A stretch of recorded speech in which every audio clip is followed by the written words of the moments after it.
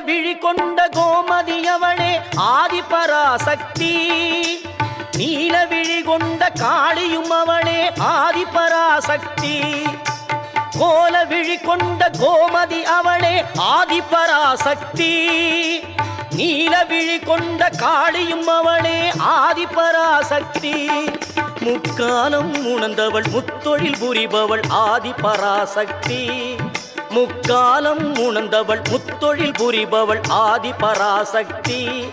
திரிசூலமும் தாங்கிடும் சுந்தரி அவளே ஆதிபராசக்தி. மேல்மருவத்தூர் ஆதிபராசக்தி மலர்பதம் பாடிடுவோம். காலம் எல்லாம் நம்மை காத்திடும் தாய் அவள் கோவிலை நாடிடுவோம்.